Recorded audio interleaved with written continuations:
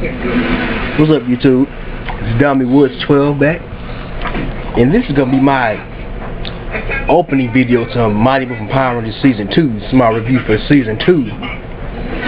Now we leave off with Season 1. Season 1 left off where the Rangers' parents were taken by Goldar, and they had to turn in their power coins. And it's when Tommy comes back.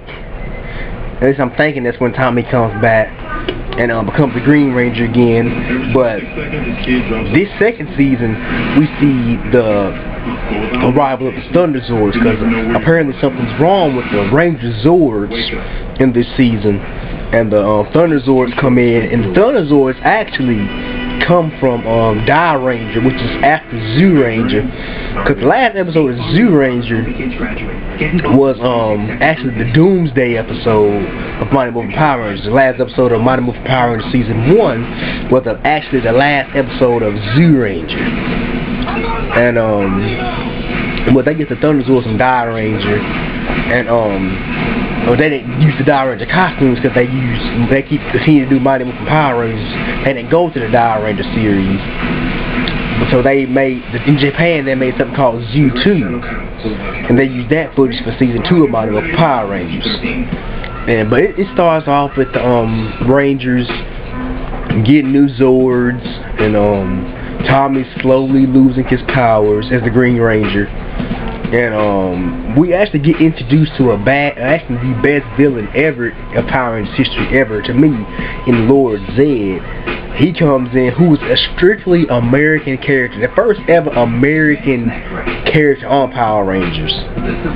Well, they all were American characters, the characters in general, but the first American villain was Lord Zed. And excuse me, we know during this season we actually see the departure of Jason, Trini, and Zach, played by Austin St. John, Walter Manuel Jones, and Toy Train. And they leave because actually behind the scenes, Austin St. John wanted more money. He was asking for more money. And I think that because they had bought Jason David Frank back as Tommy, the White Ranger, and because fans wanted to see Tommy back, me being one of them, wanted to see Tommy back, and they Austin St. John was asking for more money, and so was Toy Train and Walter Manuel Jones. They were asking for more money, so they decided so they walked off the set. They just left, and they would have some stand-in actors come do their scenes. And speaking of that, like I said, they bought Tommy back as the White Ranger, and he would be the new leader of the Power Rangers because he loses his powers as the Green Ranger.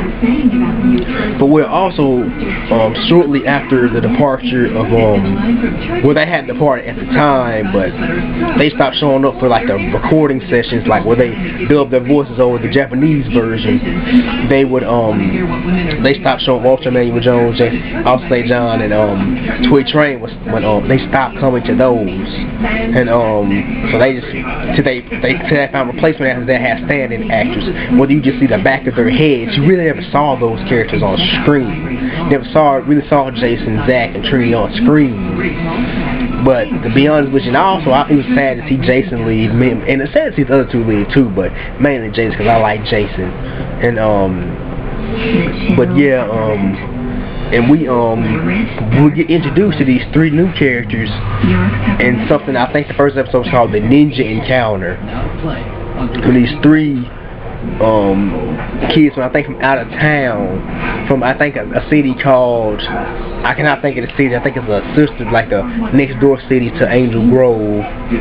I think it was. I cannot think of the name. If I think of it, I'm going to say it later on. If I think of it, it was Stone Canyon. That's what it was. I think Stone Canyon. That's what it was. They come out there. These new kids in there.